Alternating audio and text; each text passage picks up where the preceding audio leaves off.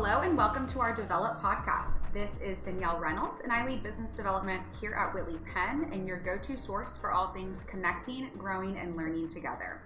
Today we are highlighting one of our high growth industries, healthcare. Since the landscape of the healthcare industry is constantly changing, it is important that you have trusted advisors to assist in navigating you through each step of the process. So joining me today are two senior managers from the audit and tax side, and I am so excited to sit down with them and deliver you all valuable insight into what they are seeing and how they provide support. Aaron and Kevin, welcome to the Develop podcast, and we are so excited to have you join us. We really appreciate you having us, Danielle. It's very exciting times. My name is Kevin McGowan. I've been with Whitley Penn now for about 8 years. I've been in the tax industry now for over 12 years. Been working with healthcare since I started, so very excited to join this. Thank you. I love it. Well, let's get in. You kind of introed yourself, so keep going. Where'd you go to school? I think you touched on a number of years, and tell us what you specifically focus on. So I got my undergrad and my master's at University of Texas. Typically, my focus on is more doctor side as well as private equity side, so a lot of MSOs, DSOs, and just general healthcare industry. Love it. And Aaron, welcome. Yeah, thanks for having me. So Aaron Heimbuch, I'm an Audit Senior Manager here in our Dallas office at Whitley Penn. I've been at the firm about 9 years, been in the industry about 12, started at a top 10 firm and came to Whitley Penn. Been doing healthcare quite a while, probably 4 or 5 years. It's been a main focus of mine, but I've been doing it probably my whole career as well. I went to University of North Texas, got a bachelor's, master's up there in Denton. And I love working with our healthcare clients and providing them great service. Yeah, y'all are both very active within our industry and the internal meetings we do as well. So let's dive right in and discuss current trends you are both seeing in healthcare. And maybe let's start with business models. What's kind of been the evolution of healthcare business models and their different audit and tax implications? Kevin, you want to go first on the tax side? Yeah, so I think we've all kind of seen this kind of develop the past 10 years in which a lot of private equity money is kind of trying to be infused into the healthcare industry, trying to get part of that revenue and stuff like that. And so a growing trend we're seeing is more sales on the physician practices and more MSOs being created to help provide a better focus for the doctors to actually do what they went to school to do, which is perform healthcare and less administrative and business burden that they would have to previously experience. And so with that natural sales and MSO operation, you're seeing more complicated measures as it's going across multiple states. It's kind of combining these more isolated solo practices and making them more group oriented. And so naturally just seeing a lot more issues derived from that situation as well. Yeah, for sure. Anything on the audit side, Aaron? Yeah, I think I would just say, like Kevin said, just consolidations, right? Whether it's private equity, big systems, the insurance companies, they're not our clients, just big insurance companies, but they're buying up providers. That's who some of our private equity backed MSOs, DSOs are selling to. They're selling to the Aetnas, the Cignas, the Centenes of the world, right? Because those insurance companies are buying up providers to try to drive down the cost of healthcare, because the cost of healthcare has gone up so much in the country. And so that's what you're just seeing in general, is just consolidation. Yeah, that's kind of interesting from the insurance side, and then kind of acting as like the private equity company in a sense. Yeah, that's who's going to have to sell. Like our private equity deals, we deal with some big private equity firms, but as they get bigger and bigger, really who are they going to sell to, right? They're going to sell to an even bigger private equity firm. They're going to sell to a KKR or BlackRock or somebody like that, or they're going to sell to an insurance company or a hospital system, right? Like HCA or one of those big Tenet, one of those big hospital providers are going to have to sell up into those systems. Yeah, that's very interesting. I haven't thought about that. So what about, y'all both chatted about physician practice organizations. Can y'all talk about these shifts and how physician practices are being organized and operated today? Anything else? I would say that what we're seeing right now in the market is obviously kind of driven by the interest rates. And we're seeing a little bit less activity from the buyout perspective because cash is harder to come by with these higher interest rates. The NPV and the ROI on these private equity firms are obviously cognizant of those interest rates, and so they want to make sure that they're acquiring a valuable asset. And so as we're seeing less sale of these practices, we are also coming across a unique situation in which we're also seeing less availability of doctors. And so typically when someone's going to sell to a private equity company, they're usually on the retirement stage. So they're probably upper 50s or close to retirement, and they're trying to get their last cash flow out. But without the available doctors to replace them, it's kind of creating a unique situation where you don't see as much of the willingness to buy, because why would you buy a practice that is not going to have a doctor take over in place? And so a lot of that stems from not necessarily the lack of graduates from these medical, the medical background. It actually comes down to residency options. And so a lot of physicians that are just graduated college, they are unable to get into a residency right away because it's not available for training, because they can't get their actual license.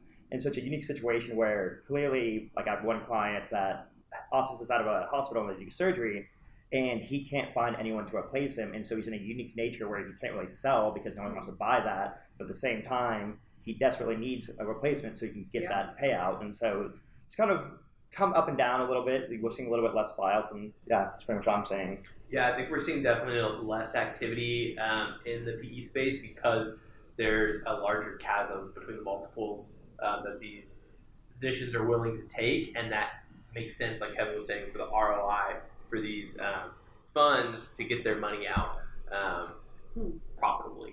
And so you're seeing less activity. Some of my clients that were doing bukus of acquisitions kind of have slowed down. Now there is still activity in some space, in the space, especially like in stuff like dermatology, dental, the stuff that's the pay is a little bit better than the payer mix, right? Like dental payments is pretty well set, pretty well known. There's less risk in the payment structure for insurance and dental. And in dermatology, like there's a lot of elective things that are cash pay, or cancer surgery, skin cancer surgeries, Mohs surgery, right? That insurance covers well. And so in those spaces, you're still seeing some a lot of activity from what I've seen. But I think in some of the other spaces, it's slowed down, or you've seen people that have done a lot of acquisitions in a short period of time look up, we have this large debt burden from doing all these acquisitions. We've got to service this debt.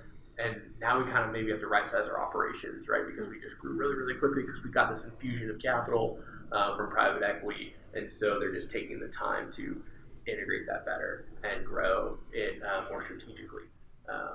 So that's kind of what I've seen. It's kind of interesting on like the whole lack of succession planning, I guess, with some of these practices. I would say that's very well succinct way to put it is the inability to find your replacement, to have that next step. And to kind of add on to what Aaron was saying, he actually kind of made me think of something in regards to another thing I've kind of seen outside of, it's a part of healthcare, is more spas and wellness centers. Lots of medical spas. A lot of more proactive and preventative care rather than retroactively trying to fix an issue.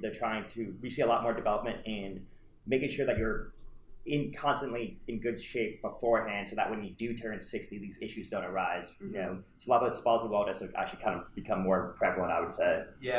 And in that same vein, kind of you talking about growth in these companies, I've seen some of our clients do like de novo stand-ups after they've done a bunch of acquisitions, learn some things, realize, hey, maybe we can just, now that we know these markets, know these areas, we can just stand up some de novos on our own, right? And just doing those from scratch. So I'm seeing some of my clients do that as well. Yeah, and even it sounds like on the, just the med spa, maybe it's an opportunity for more recurring type work and procedures that people are having to get when they do that. Parlaying into what Aaron had said earlier about basically more consistent, more planned revenue flows. If you think about the dentist example that he used, well, you're going to get a dental appointment every 6 months, right, for your teeth cleaning.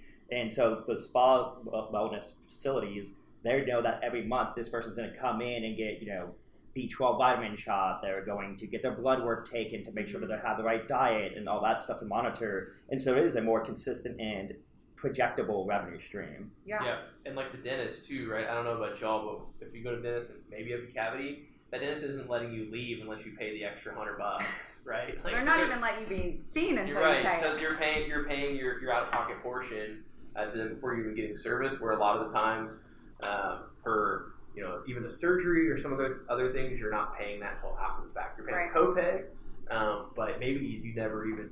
A lot of patients may never even pay the rest of their patient portion. Yeah.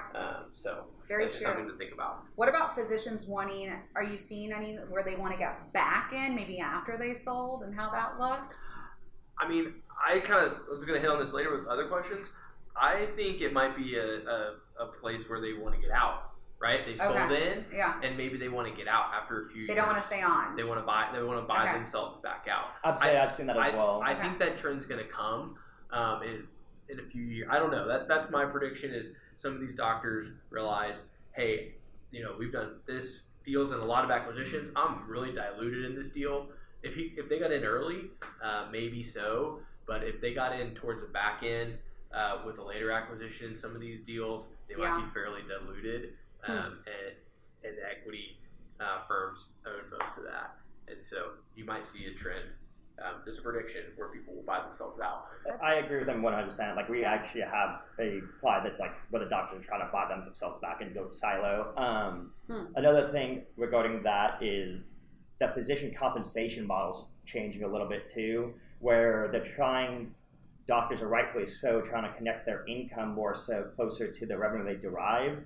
And so that you're supporting less activity that, if you have one physician A is obviously bringing in $1 million and physician B is only bringing $500,000, physician A is going to rightfully question the fact why is making equal money when this person's worth less. And so we're seeing a lot more changes in the compensation model to tie the revenue generation closer to the actual income earned by the physicians, which only just makes sense.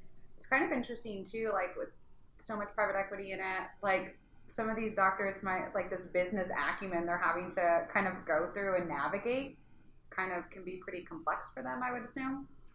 Yeah, I mean, like the whole point, or like the whole model, I guess, would derive from, trying to consolidate these doctors to be able to focus on what they naturally went to school for, which is generate revenue, and so they don't have to do as much administrative burden.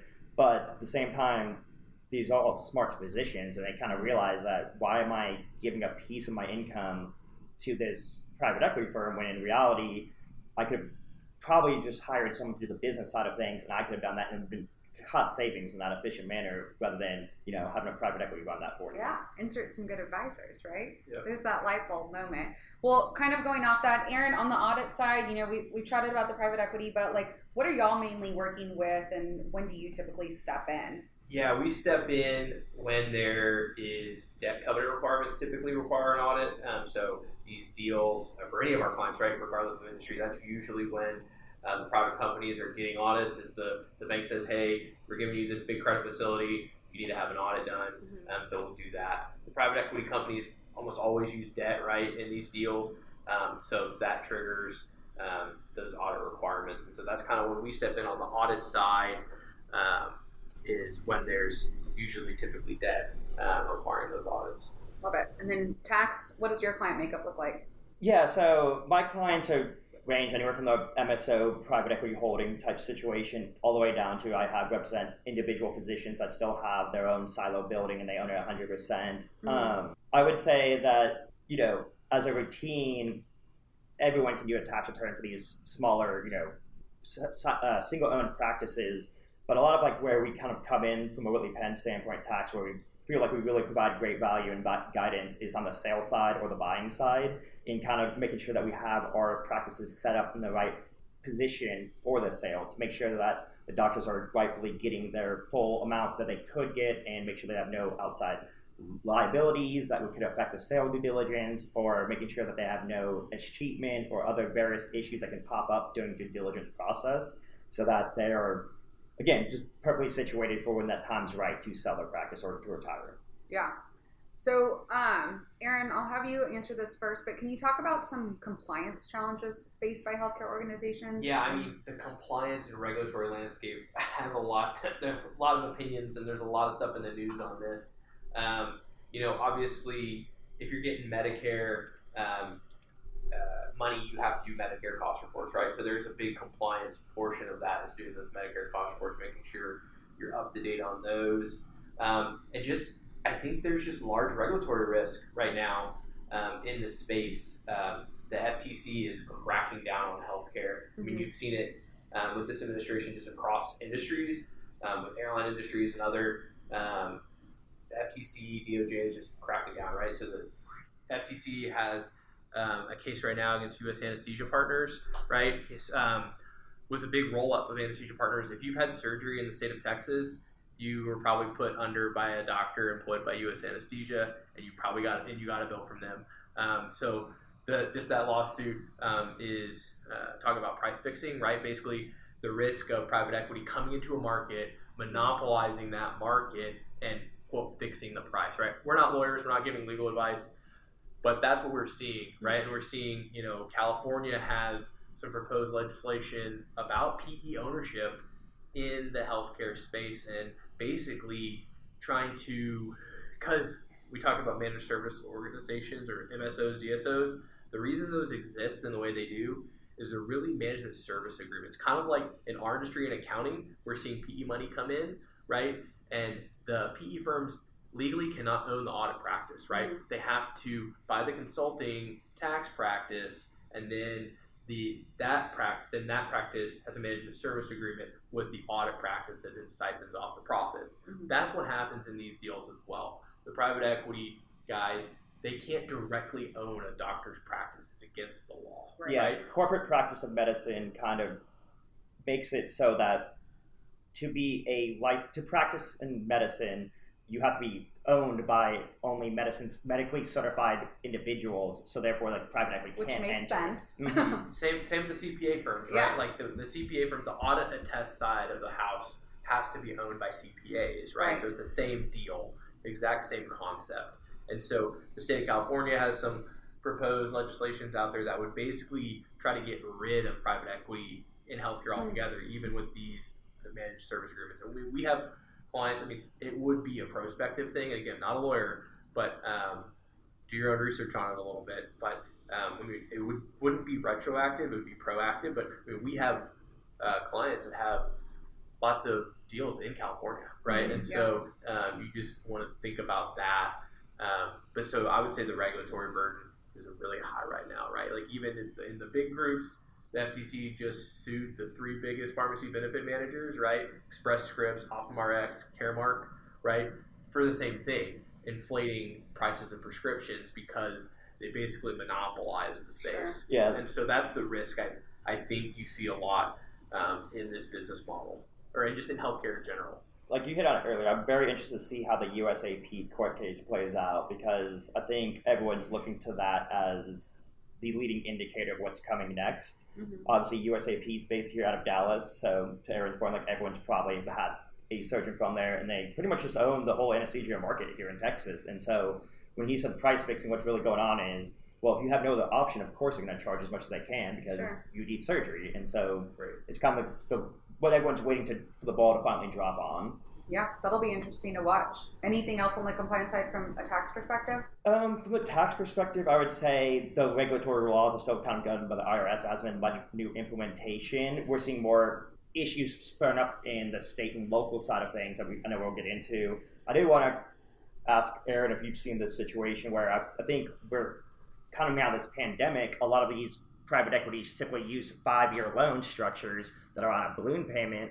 And so I personally have a few clients that are kind of trying to figure out if it's the best time to recap and get a new private equity investor in, or if it's really worth taking a new loan out with another 5-year balloon payment, because the interest rates are so high that a lot of people are kind of trying to figure out now that is it the perfect time to recap or not, because again, you have to do something about that 5-year balloon payment that's all coming up due since the pandemic. Yeah, no, I think you're exactly right. Like one of my clients, they did that recap 2 or 3 years ago, right? And they're kind of running out of their runway on their second recap. So it's like you got to think about that from perspective of you have this high debt burden because these deals always include debt, and then how do you service that going forward? Do you have to recapitalize, or what does that look like? Okay, y'all are a wealth of knowledge. I'm learning a lot today. So, Aaron, are you seeing any on reverse sales and use audits? Are you seeing those benefits for healthcare organizations, or can you touch on that a bit?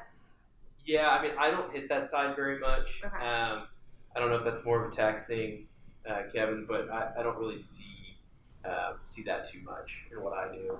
Yeah, so fortunately, I'm not exactly a sales and use expert, and we have a great team that does that for us, but I have put my clients in a position with or colleagues to kind of do that thing. And so what I think Danielle's hitting on is reverse sales and use audit is make sure that you're not paying too much sales tax, right? And so I think it's more prevalent when it comes to doing the achievement process, and the achievement process being if you have overcharged a client or a patient, you are obligated by the state to remit that money back to them, but sometimes they don't respond from the communication, so you can't give them that money. And so we kind of parlay those things together where you do the achievement and the sales and use tax, so that way you can, again, position yourself best for when you do recap or you do have to sell or any type of due diligence comes in. The buyer is always going to want to make sure that's already been fixed and kind of taken care of. And so we kind of like parlay those two things together. Okay, makes sense. Kevin, can you also explain some things you may see with tax exempt systems, whether it's and then telemedicine tax issues and what impact that has? Yeah, so the tax exempt systems hasn't really changed. We've kind of like been operating the same way since I've been working in the industry. That being said, the telemedicine is a bucket of interesting issues there. To start with that, I think the key part of telemedicine to be cognizant of from a tax liability perspective is the state's tax sourcing. And so when you have a person that's conducting work in Dallas, let's say, and he's taking care of or treating a patient that is in New York, well, that revenue derived from that patient in New York really should be sourced to New York because that's where the service is received. And so the previous system, like without telemedicine, we were kind of operating in okay, you're coming into my building. It's very easy to identify where to source that revenue to. But now with telemedicine, you have to be cognizant of knowing where each patient is so that way you can appropriately source that income through your tax returns. And also it spurs another issue where a lot of times telemedicine will have remote employees working in a different state than what, let's say, the doctor is. So let's say the doctor's in Dallas, they could have a nurse in Alabama. Well, now you have an employee in Alabama, and so you're obligated to file an Alabama return because you're situated there. And so it's become more broader from a tax reporting requirement as you have these different telemedicine practices, but it's just another opportunity to make sure that you put yourself in the best situation so you don't have that risk and exposure out there. Yeah, because it sounds like there's big impact on that whole remote workforce within the industry. So it's very important to know that you inform your CPA that, hey, even though I am in Texas, I do have employees elsewhere, so that way you're not, going to get liens against you by other states where, you may have a nurse or you may have an admin working, that you just make sure that you're properly taking care of the Secretary of State in those states as well. Which we definitely always ask about. And we have a great state and local tax team here. Okay, so I know, Aaron, you were touching on that doctors wanting out of these buyouts, but just lastly to kind of, wrap us up, any other trends that y'all want to predict or as it relates to audit or tax? Yeah, I think like I said, some doctors might want to buy out of these deals, but I think you're going to still see more consolidation.